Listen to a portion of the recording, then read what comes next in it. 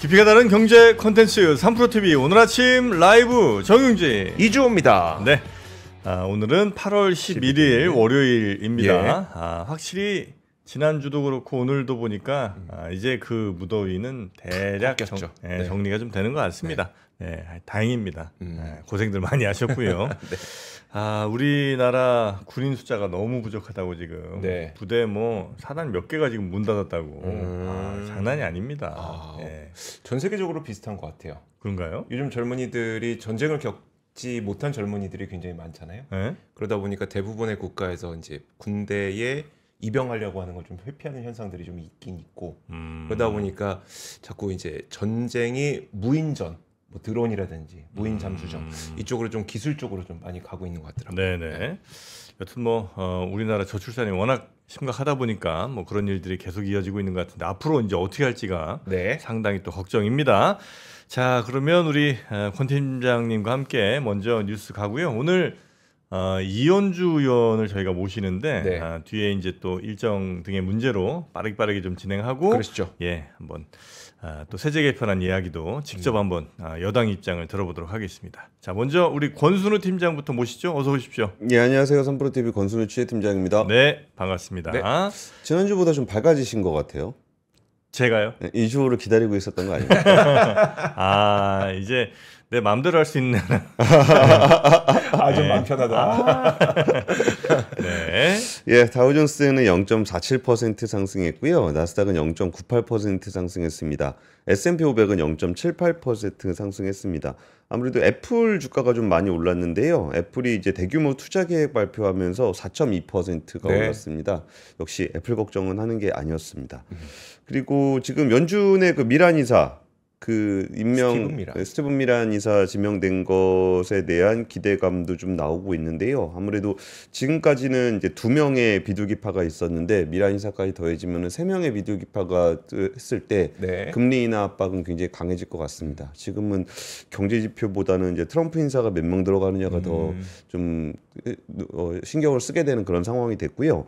그리고 이제 봉먼 이사도 이제 계속 내리자 그랬던 사람인데 봉먼 이사가 어제 그 2번 뭐냐? 네. 3번은 내려야지. 난 원래 3번이었어. 네. 라는 얘기를 하면서 그 인플레이션은 관세로 인한 인플레이션은 일회성일 가능성이 높기 때문에 이 효과가 사라지면 인플레이션은 다시 돌아올 거야라고 좀 얘기를 했었고요. 그리고 이제 노동시장 여건이나 이런 부분들을 보니까 나는 진짜 3번 하는 게 맞는 것 같아. 네. 라는 얘기를 했습니다. 그 베센트 장관도 이번에 파월 의장에 대해서 비판을 했는데요. 베센트 장관 얘기는 저 파월은 맨날 옛날 지표만 보고 얘기를 해.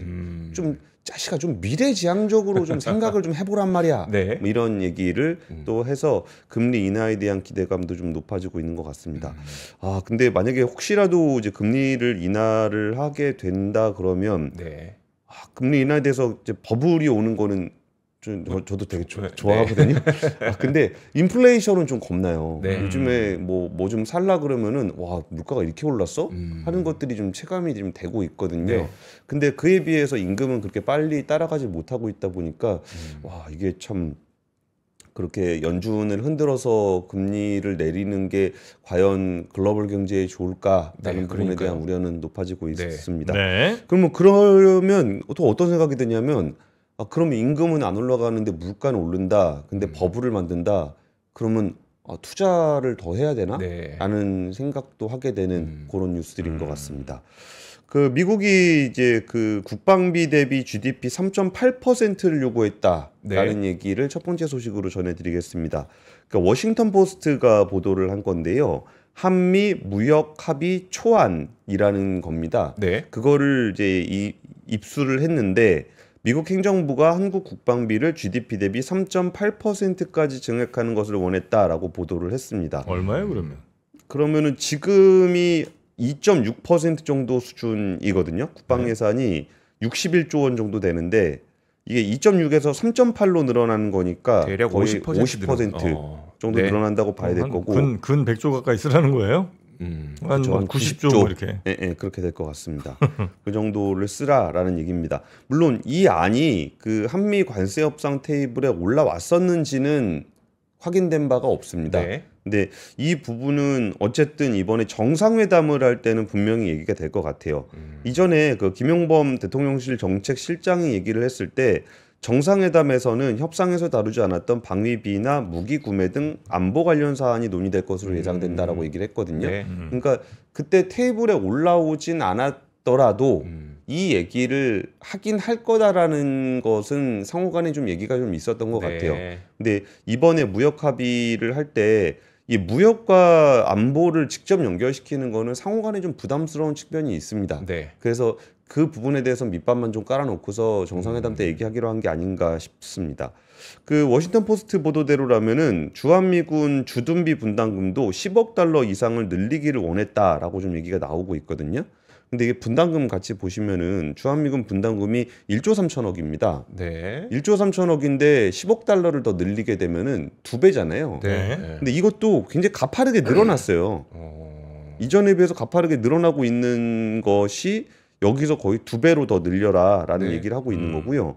그러면서 또 주한미군이 2만 8천 명이 있는데 2만 8천 명을 좀 줄이겠다라는 얘기를 좀 하고 있습니다. 사람은 줄이는데 돈은 더 내라. 예. 네. 그러면서 제이비어 블런슨 주한미군 사령관이 얼마 전에 취임 이후 처음으로 기자간담회를 열었는데요. 네. 여기서 미군은 숫자가 문제가 아니라 능력이 중요하다라고 좀 얘기를 했습니다. 그러니까 뭐 무기를 더 투입하는 게 중요하지 사람은 좀 더 줄이는 게 낫지 않겠냐 요 얘기를 하는 거거든요. 근데 이렇게 보면은 되게 미국이 생떼를 부리고 있는 것처럼 보이잖아요. 뭐 사람은 줄이겠다, 네. 뭐 돈은 더 달라, 니네 국방비도 더 써라, 뭐 이러면은 되게 생떼를 부리는 것처럼 느껴지는데 사실 이 부분들은 그 미국 입장에서 우리 입장에서 보는 것도 중요하지만 미국 입장에서 우리를 어떻게 보는지도 중요하잖아요. 네. 거기에 대한 얘기를 이제 브런슨 사령관이 좀 했습니다. 그때 뭐라고 얘기했냐면 이게 이전에 75년 전에 그 동맹을 맺었던 유엔 사령부를 창설했던 75년 전과 네. 한국은 많이 다르다. 그러면서 좀 아부도 좀 했어요. 변화한 위대한 두 국가의 사회가 반영됐다는 점이라고 생각한다. 네. 그러니까 우리 둘 다 위대한 국가로 많이 성장하지 않았냐. 니네 그렇게 못 사는 나라도 아닌데 네. 좀 이제 좀 부담을 좀 해야 되지 않겠냐라는 게 하나가 있는 거고 네. 또 하나는 이 북한을 상대로 하는 부분들에 대해서 미국이 불만이 되게 많아요. 아니 옛날에는 북한이 좀 실질적인 위협이었다고 한다면 지금은 북한보다는 중국 아니냐. 네. 근데 주한미군은 지금 북한만을 타겟으로 하고 있기 때문에 설사 대만에서 전쟁이 나더라도 주한미군이 움직일 수가 없습니다. 그러니까 그 부분을 이 부분은 좀 풀어줘야 되는 거 아니냐. 유연하게 가야 된다. 유연하게 가야 되는 거 아니냐라고 네. 좀 얘기를 하고 있는 겁니다. 그러다 보니까 이제 지난 5월에 월스트리트저널에서 미국 정부가 주한미군 4,500명을 다른 지역으로 재배치하는 안을 검토하고 있다라는 것을 보도한 적이 있었습니다. 네. 그리고 이제 패트리어트도 지금 이전에 그 다른 곳으로 이전을 한 적이 있었거든요. 그거에 대해서 이제 브런슨 사령관은 나도 내 부대에서 패트리어트 빼는 거에 대해서 반대했었다. 네. 근데 대신 그거 대신 F-35 배치를 해서 역량을 또 강화할 수도 있지 않았냐라고 좀 얘기를 하면서 이 부분은 좀 우리가 고민해야 되는 부분들이 분명히 있어요. 네. 그러니까 우리의 논리가 언제까지나 통용될 거다라고 기대하기가 좀 어렵거든요. 그러니까 북한의 위협 실질적이지 않습니까랑 네. 주한미군이 중국을 공격할 수 있다 그러면은 중국이랑 우리랑 관계가 어떻게 되겠습니까? 그렇죠. 네. 우리가 또 경제적 의존도가 좀 높지 않습니까? 이 논리로 지금까지 그냥 버텨왔던 건데 사실 이 부분에 대한 부분들도 어느 정도 플랜 B를 생각할 때가 된 것 같기는 해요. 그러면서 블런슨 사령관이 또 뭔 얘기를 했냐면은 지금 서해에다가 중국 하는 짓 봐라. 그러니까요. 네. 저거 남중국해에서 하는 짓이랑 똑같다 저거. 야, 니네 언제까지 그냥 저거 눈 감고 모른 척 할래? 네. 저거 남중국해에서 그 뭐 이상한 섬도 아닌 네. 것이 뭐 구조물 만들다가 그거 구조물을 거의 섬으로 만들어 버렸다. 그다음에 거기가 자기네 그리고 자기네 영해라고 영토라고 주장하고 네. 있는 그 상황이 공포스러울 정도로 닮아 있다라고 표현을 좀 했어요. 맞는 얘기죠. 예, 그 얘기를 좀 하면서 지금 상세히 밝힐 수는 없지만 서해와 관련해서 특정한 조치를 취하고 있다. 라고 좀 이야기를 했습니다. 그래서 이 부분은 앞으로 이제 정상회담을 앞두고 굉장히 큰 고민이 되는 주제가 될 것 같습니다. 네. 여기에 더해서 아까 정프로님이 아까 말씀 주셨는데 지금 우리나라 군인 수가 지난달 기준으로 45만 명으로 줄었다는 거예요. 45만 명이요? 예, 그러니까 6년 만에 11만 명이 감소를 한 거고. 예전에 우리 60만 대군 뭐 이런 맞아요, 얘기 많이 60만이었는데. 했었는데. 60만 대군이라는 표현이 거의 입에 붙어 있는데 네. 지금 45만 명이 됐다라는 거고요. 그리고 육군이 30만 명에서 20만 명으로 3분의 1이 줄었고요. 그리고 그 간부 선발률도 90%에서 지금 60%까지 줄었고요. 4단급 이상 부대가 59곳에서 42곳으로 줄었습니다. 네. 그리고 이 부분도 군과 관련한 부분도 진짜 변화가 지금 절실하게 필요한 상황이거든요. 네. 그러면 이거를 잘 조합해 보면은 적당한 그림은 누구나 다 알고 있어요. 그래서 사람을 줄일 수밖에 없다라는 것들에 대한 것도 분명한 거고, 네. 그렇게 되면은 무기 현대화를 해야 되는 것도 분명한 거고, 네. 무기 현대화를 하다 보면 국방비가 더 들어갈 수 있습니다. 네. 그럼 국방비가 더 들어가는 부분을 가지고 미국을 설득할 수 있는 여지가 생겨요. 그래서 국방개혁이 우리한테 뭐 당장 먹고 사는 문제가 아니라고 해서 외면받는 경우가 되게 많은데, 이 부분들에 대한 정답은 이미 연구가 많이 돼 있기 때문에 거기에 대한 부분들도 좀 진행이 필요해 보입니다. 네. 자, 아이고 5분밖에 안 남았네요. 예, 얼른 또 가볼까요? 두 번째 뉴스입니다. 여천 NCC라는 회사를 아십니까? NCC? 여천 NCC. 저는 이제 롯데화학과 관련된 공부하면서 좀 여천에 시시했습니다. 저는 연봉 1위 기업. 여기가 연봉을 많이 줘요? 연봉 1위 기업. 물론 좀 지난 얘기긴 합니다만 갑자기 저는 연봉 1위 왜 여천 NCC가 나오길래 여기는 뭐하는 회사인데 이렇게 연봉을 많이 받나 2017년 얘기긴 합니다. 네. 여기가 이제 석유화학 기업인데요. 1위 기업입니다. 2위가 한화토탈, 3위가 GS칼텍스, 4위가 대한유화, 6위가 S51. 1위라는 게 뭐 연봉 1위? 연봉 1위. 연봉 1위. 삼성전자 이런 데는 8위밖에 안 돼요. 이 당시에 여천 NCC 저는 그래서 기억을 하고 있는데요. 여천 NCC가 오늘이 기점이 될 수가 있습니다. 오늘 만약에 그 DL 케미칼에서 자금 확충 안건을 논의를 하는데 여기서 자금 확충을 해주지 않으면은 워크아웃에 갈 가능성이 있습니다. DL 케미컬하고는 어떤 관계입니까? 그러니까 여천 NCC라는 회사 자체가 네. 한화하고 DL이 대림 그룹이잖아요. 네, 네. 그러니까 둘이서 같이 만드는 회사예요.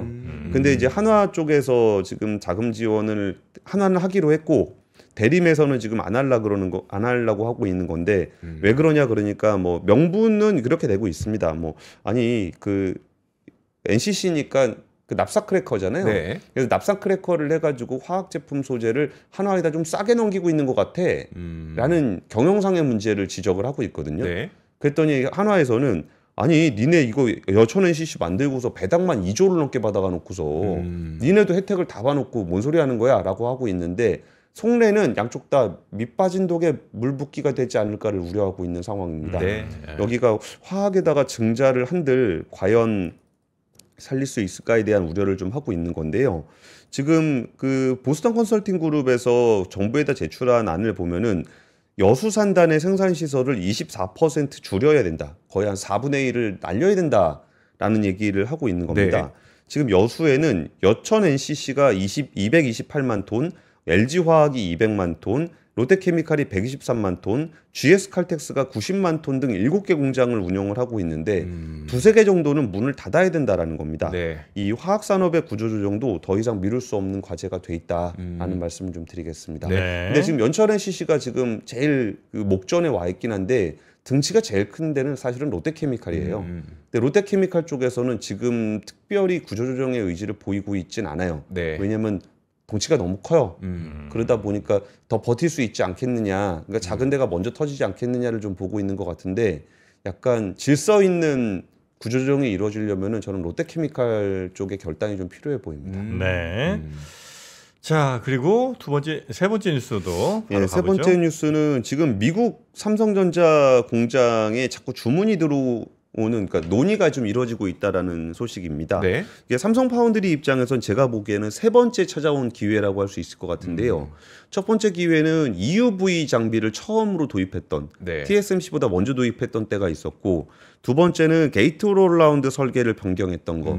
이것도 3나노 들어가면서 TSMC보다 먼저 시도를 했던 겁니다. 네. 근데 이 두 번의 시도는 조금 더 보수적인 스탠스를 취했던 TSMC의 승리로 마감이 됐습니다. 네. 그 과정 동안 이제 삼성전자는 오히려 점유율이 더 떨어지는 모습을 보이고 있는데요.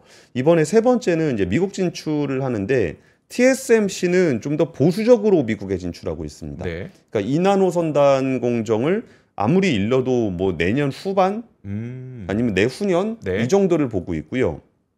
삼성전자 같은 경우는 내년 가동을 목표로 2나노 공정을 도입을 하고 있습니다.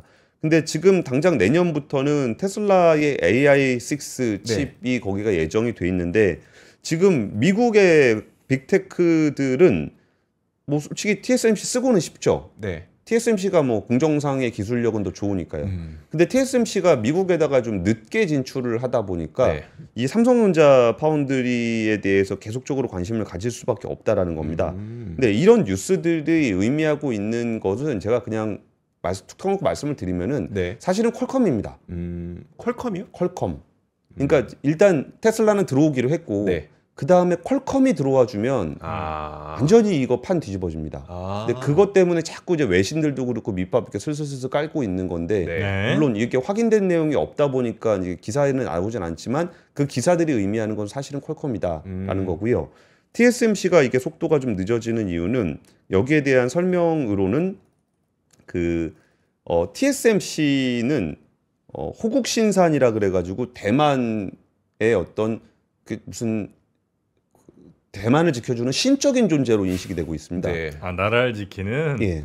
호국 신산. 예. 그런데 만약에 중요 공정들이 빠지게 되면 오히려 대만을 지킬 이유가 더 약해지지 않겠냐라는 우려도 있어요. 네. 이른바 실리콘 쉴드라 그래가지고 네. 대만의 주요 반도체 설비들이 다 있기 때문에 미국이 무조건 지켜야 된다. 그렇겠네요. 라는 게 실리콘 쉴드거든요. 네. 근데 거기에 상당 비중이 미국으로 이전될 경우에 이 부분들에 대해서 약해질 수 있다라는 게 오히려 TSMC의 발목을 잡을 수 있다라는 네. 분석이 나오고 있고요. 지금 인텔 같은 경우는 뭐 사실 미국의 대장은 인텔이죠. 근데 지금 인텔의 CEO에 대해서 트럼프 대통령이 지금 야, 너 나가라. 리프탄. 나가라 얘기를 네. 좀 하고 있습니다. 같이 보시면 이분이거든요. 말레이시아 분인데 네. 이분이 그 전에 투자를 되게 많이 하셨어요. 근데 중국 반도체 쪽에 투자를 되게 많이 했었다는 거고, 최근에 그 케이던스라 그래가지고 반도체 설계 프로그램 만드는 데가 중국에 뭐 정보를 기술 이전을 했다, 불법 유출을 했다 이런 얘기가 있는데 네. 그 당시 CEO였다는 겁니다. 그러다 보니까 트럼프 대통령이 인텔 CEO는 나가라라고 좀 얘기를 하고 있는 상황이라 지금 안 그래도 수율도 안 나오는 인텔 네. CEO까지 흔들리고 있는 상황이기 때문에 네. 지금 삼성 파운드리에는 기회가? 세 번째 기회가 온 것이 아니겠느냐. 그러네요. 물론 세 번째 기회라는 게 첫 번째 기회도 잘 됐고 두 번째 기회도 잘 된 건 아니고 네. 두 번의 기회가 잘 안 됐지만 네. 이 세 번째 기회를 잘 잡으면 다시 한번 TSMC를 추격할 수 있는 발판이 마련되지 않겠느냐라는 분석입니다. 근데 이제 지금까지 어려웠던 게 뭐 삼성전자가 잘 했는데 뭐가 그냥 안 떨어진 건 아니고 기술적으로 좀 부족했던 부분이 있는 거잖아요. 있죠. 근데 그건 어떻게 극복을 어느 정도 좀 했다고 판단들을 하는 건가요, 그러면? 근데 극복은 같이 하는 겁니다. 아, 이게 팹리스 기업하고 네. 파운드리 기업하고 애플하고 TSMC의 관계처럼 애플 이거를 미래를 같이 가야 좀- 되는 거거든요. 네. 근데 사실 삼성 파운드리는 그러니까 TSMC가 보수적으로 가서 더 좋았던 점은 보수적으로 가니까 빅테크들이 굳이 무리하지 않고 TSMC를 선택한 경우가 많았어요. 네. 근데 오히려 너무 앞서가는 공정을 하게 되면은 빅테크 입장에서도 맡기가 좀 부담스럽거든요. 그러면 빅테크 고객이 없으니까 또 거기서 수율 잡는데 어려움이 생기는 네. 효과도 분명히 있습니다. 그래서 굉장히 도전적인 과제이긴 하지만, 그러니까 테슬라 일론 머스크도 내가 가서 거기서 직접 라인 내가 직접 볼게. 내가 볼게. 내가 거기다 라꾸라꾸 갖다 설치할게. 그 얘기를 한 것이기 때문에 도전적인 과제지만 세 번째 기회라고 저는 보는 겁니다. 그렇게 이제 기업들이 들어오는 것, 그래서 같이 이제 협력해서 뭘 만들어내고 이런 것들이 이제 오히려 삼성 파운드리의 어떤 뭐 기술력 같은 걸 더 높이는데 그렇죠. 낙장 불입이죠. 네, 그렇죠. 네. 빅테크도 막 워낙 많이 박았기 때문에 실패할 수 없는 과제가 되는 겁니다. 알겠습니다. 하여튼 삼성전자의 좋은 소식이 조금 더 이어지기를 바라겠고요. 그런 의미에서 저희가 뭐 지금은 아니고 잠시 후에 갤럭시 탭 그리고 아이패드 태블릿 요거를 잠시 후에 네, 저희가 경쟁을 한번 시켜보는 거죠. 아, 그러시죠. 네, 네. 삼성 대 애플. 애플이 이기나 한번 보겠습니다. 네. 네, 잠시 후에 소개해드리도록 하겠습니다. 자, 그러면 우리 권순우 팀장님 고생 많으셨고요. 내일 아침에 뵙겠습니다. 예, 감사합니다. 네, 고맙습니다. 전원경 교수님과 함께 미국과 필라델피아를 누비며 세계 7대 미술관을 모두 관람합니다. 관심 있으셨던 분들은 조금 서두르시면 좋겠네요. 영상 아래 링크에서 자세한 내용을 확인하세요.